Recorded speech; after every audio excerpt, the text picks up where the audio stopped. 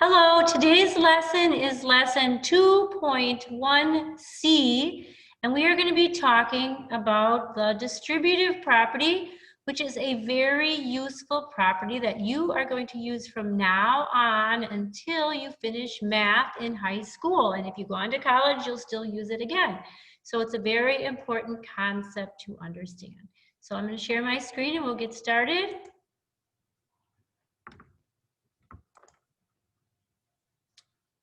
There we go. And I will minimize myself. There we go. Okay, distributive property 2.1c. How do we use it? How do we write it? That's what we're going to be talking about. So the standard is I can use the distributive property to rewrite a sum of two or more numbers. That's when you add two numbers together. That's the sum, right? As the product, that's a multiplication answer, of their greatest common factor and a sum of numbers with no common factors. I know that sounds a little confusing, but when we use the numbers, it'll make more sense. And that is coming from the standard 6NS4. So we've been working with the greatest common factor, less than or equal to 100, and we are going to be working on the least common multiple next. And today we are on the part that says, use the distributive property to express a sum of two whole numbers, 1 to 100, with a common factor as a multiple of a sum of two whole numbers with no common factor. So let's get started and see what this is all about. Okay, how do you like my picture? The distributive property, ain't nobody got time for that.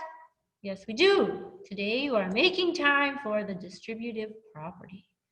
Okay.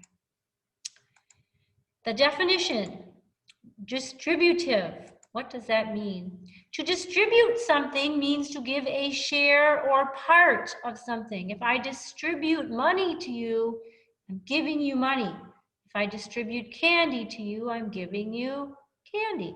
So distribute is to give a share or part of something. Let's apply that to math. Every day, Miss Laura distributes lunches to students. She gives them each a part of her lunch food. Of course, now we are socially distanced, so that picture is not how we look at lunch if you're at school. Okay, another definition. Now we're applying it to math. The distributive property. I think it's going to have something to do with sharing something, don't you think? Let's see. A useful math trick that allows you to rewrite the sum of two numbers as the GCF, the greatest common factor, times, parentheses, a number plus a number. So your distributive property is going to look like this. The greatest common factor times, parentheses, number plus number, other parentheses. That's your format every time. Let's see. So here's an example. The sum of 27 plus 18 can be rewritten as 9 is the GCF times, parentheses, 3 plus 2, parentheses. Let's see how that's going to work. With our knowledge of the GCF, we're going to sail right through this very well. Why is the distributive property helpful? You might think, why do I gotta know this, right? Because Mrs. Claus is telling you have to know it. The distributive property will be very helpful when you start doing algebra in 7th through 11th grade. It allows you to rearrange numbers to make equations easier to solve. Everything that's easier is a good thing in math. Especially with algebra, when you start getting letters in your equations, because you are going to start getting letters and you're going to want to know how to rearrange them. Here is the distributive property in action.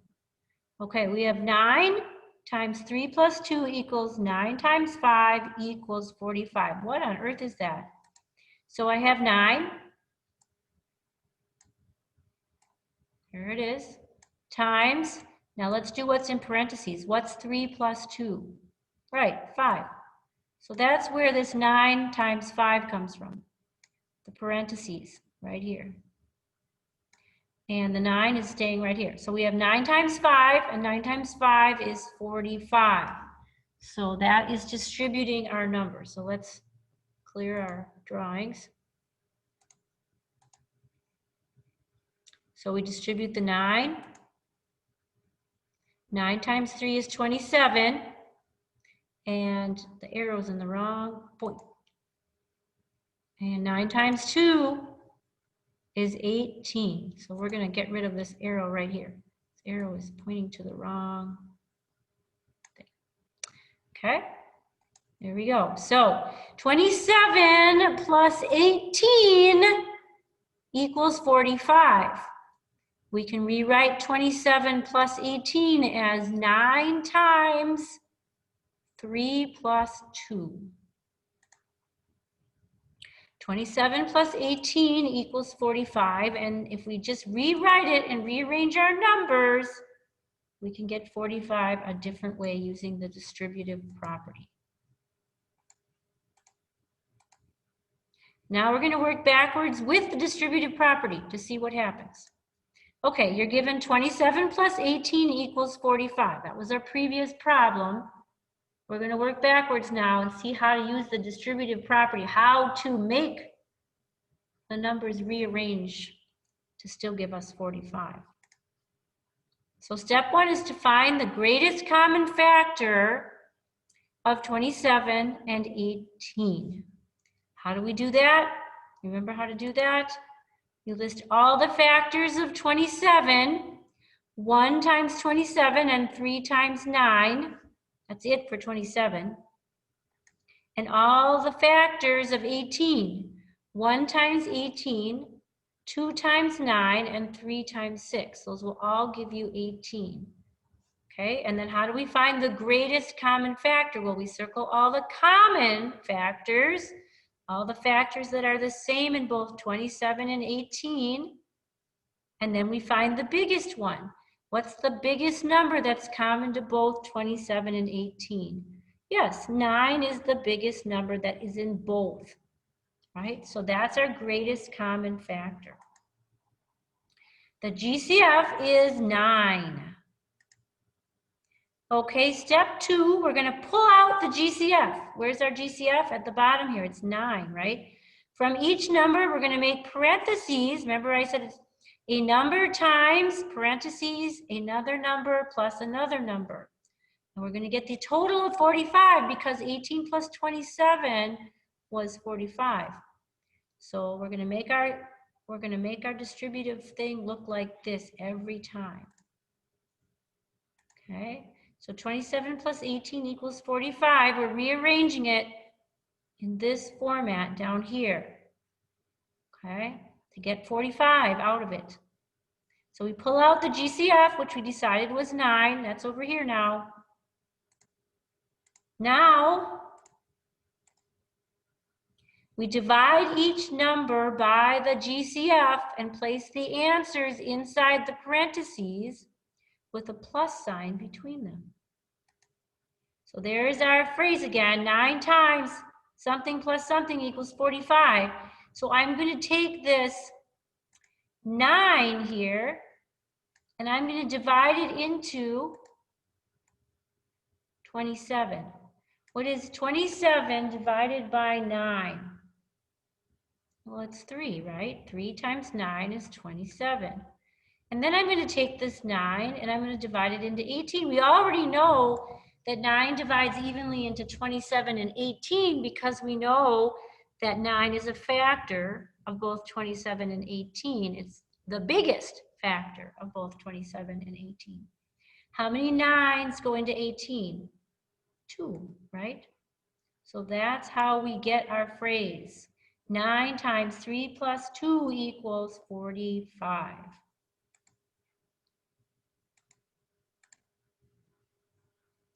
And then we figure out the number. 27 divided by 9 equals 3. There it is. And then we do 18 divided by 9 equals 2. And there it is. There we go. That is a number times two numbers that are added together, right? Okay.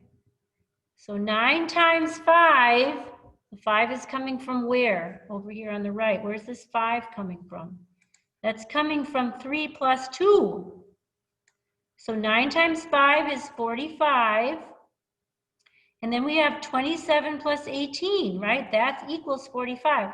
So we have just rearranged in a different format with the same numbers, just differently, okay?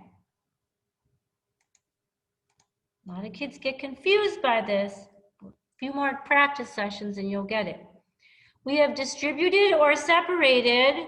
Remember, distributed means to separate the greatest common factor of 9 from both numbers. We've pulled it out. We pulled a 9 out of the 27, and we pulled a 9 out of the 18, and then we've added what's left together. Use the distributive property, this is another practice problem, to rewrite 120 plus 36 as the product of the greatest common factor and a sum of numbers with no common factor. What is that meaning? That means we're going to take some GCF number, GCF, and we're going to times it by the sum, parentheses, of some number plus another number that don't have any common factors, okay? And our answer is going to equal whatever 120 plus 36 equals. That would be 156. So our answer is going to equal 156. Okay, let's see that worked out. 120 plus 36 equals 156. We just figured that out.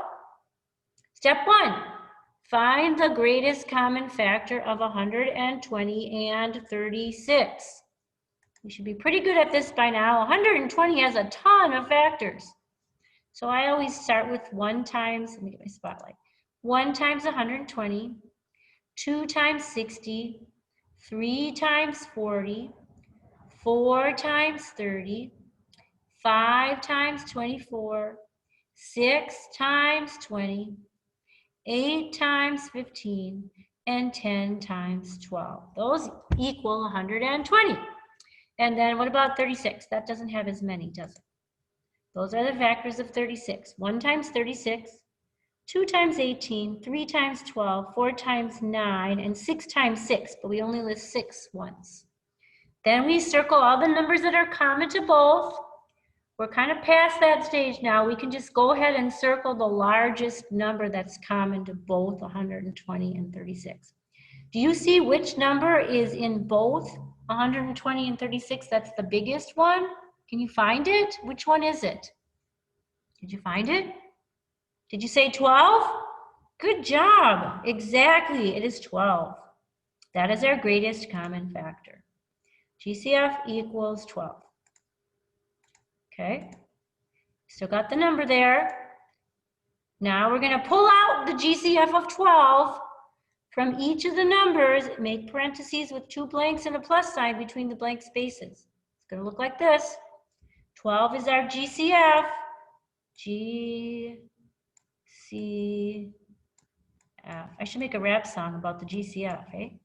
There's our GCF. GCF. GCF. I don't know.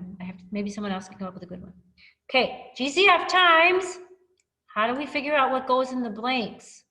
Well, we divide 12 into each of the numbers up here. So we're going to divide 12 into 120. And then we're going to divide 12 into 36. And that's what numbers are going to go on these bottom blanks. I think they should pop up here. Clear this. Probably going to pop up on this screen. Okay. So divide each number by the GCF and place the answer inside the parentheses with the plus sign between them. So 120 divided by 12, the GCF equals 10. So here comes 10. And then the next one is 36 divided by 12, and that equals 3. Here comes 3. So now 12 times 10 plus 3 equals 156. So what we would do is, what's 10 plus 3? Well, that's 13, right? And if we were to multiply 12 times 13, we would get, can you tell me what answer we would get? Exactly, we would get 156. We just rearranged our numbers.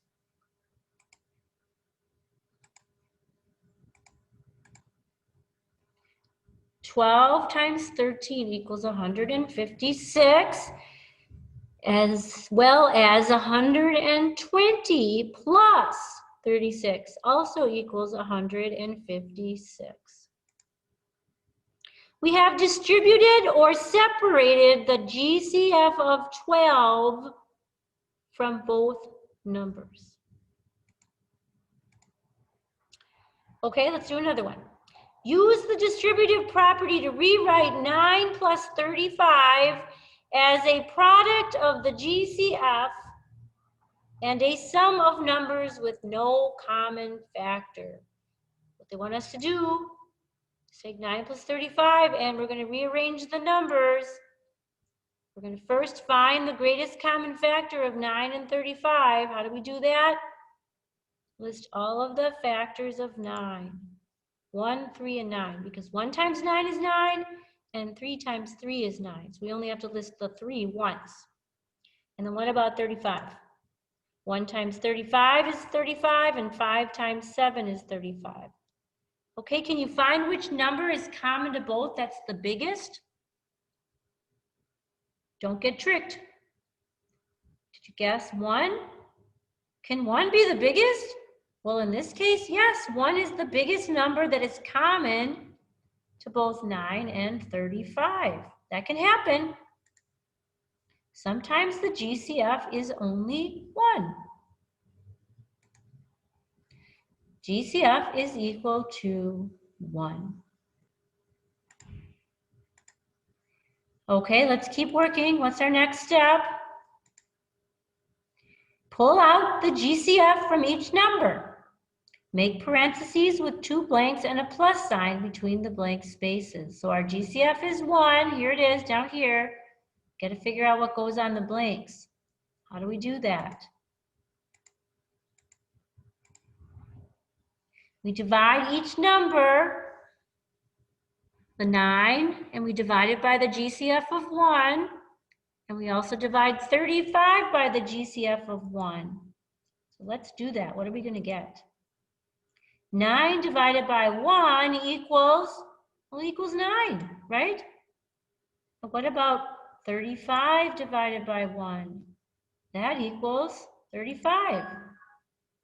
So 9 plus 35 times 1 should equal, not 156, forgot to change the last one, should equal 44. 44. There we go. It's an error, I gotta fix that. Hopefully you noticed that out there, right? Okay. That's clear. 1 times 44 equals 44. That's what 9 plus 35 is. 9 plus 35 is 44. And this should be 44. And 9 plus 35 is also 44. Clear my drawings. We have distributed or separated the GCF of 1 from both numbers. Okay, let's try another one. We're going to use the distributive property to rewrite 56 plus 64 as the product of the GCF and a sum of numbers with no common factors. So let's see how to do it. 56 plus 64 equals 120. That one is correct. Good. Step 1, find the GCF of 56 and 64. We should be pretty good at this by now. There's all the factors of 56. There's all the factors of 64. Which one is the largest common factor? Did you say 8? Then you are correct. 8 is the biggest one that's in both numbers. The GCF is 8. Keep that in mind for the next one. We're going to rewrite it now. Pull out the GCF from each number. Make your parentheses with your blank plus your blank. There it is. There's the GCF of 8. 8 times some number plus some number is going to equal 120. We're going to divide each of the numbers at the top there, 56. We're going to divide it by the greatest common factor of 8. And do the same thing with 64. 56 divided by 8 is equal to, yes, 7. And 64 divided by 8 is equal to, yes, 8. So we have just rewritten 56 plus 64 as the product of a number, the product of its GCF, and two other numbers that are added together.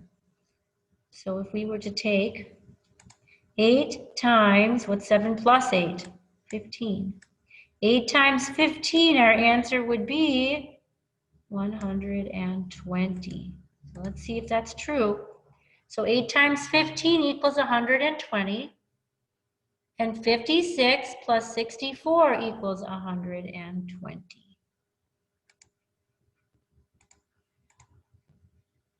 We have distributed or separated the greatest common factor of 8 from both numbers. Okay, now you get to try. Give it a try. I'll see you in a moment. All right, we're going to do some focus on higher order thinking. Subtraction can also be rewritten for the distributive property. Did you know that? Well, let's see how that works. Very similar. 120 minus 36 equals 84. We want to rewrite this using the distributive property. So step 1, we're going to find the greatest common factor of 120 and 36. How do we do that? List all those factors of 120. We had this number earlier. So there's all those large number of factors. And then we have the factors of 36. By the way, if you use the prime factorization method, it might be easier with 120 because of such a big number and all the factors you have to remember to think of. Okay, but we are using the list of factors method. Which number is common to both 120 and 36? That is the biggest number. You see which one it is?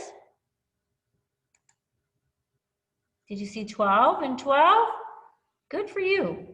What are we going to do with the 12 and 12? Or the 112?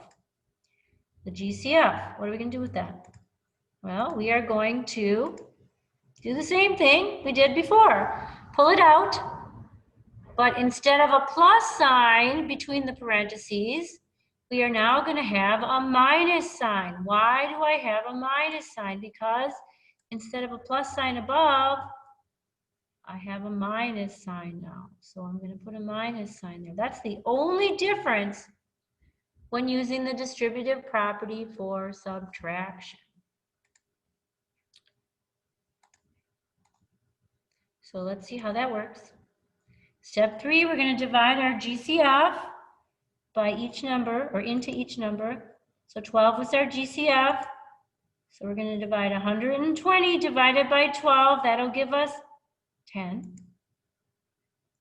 And then we are going to divide 36 by 12. And that'll give us 3. So notice that 12 times 10 minus 3 equals 84. So that's 12 times, what's 10 minus 3? 7.